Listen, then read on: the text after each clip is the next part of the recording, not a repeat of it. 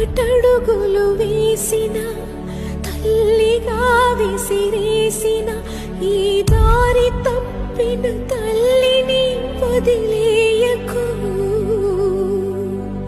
చచ్చి పుడతా నాయన బిడ్డగా నీ కడుపున.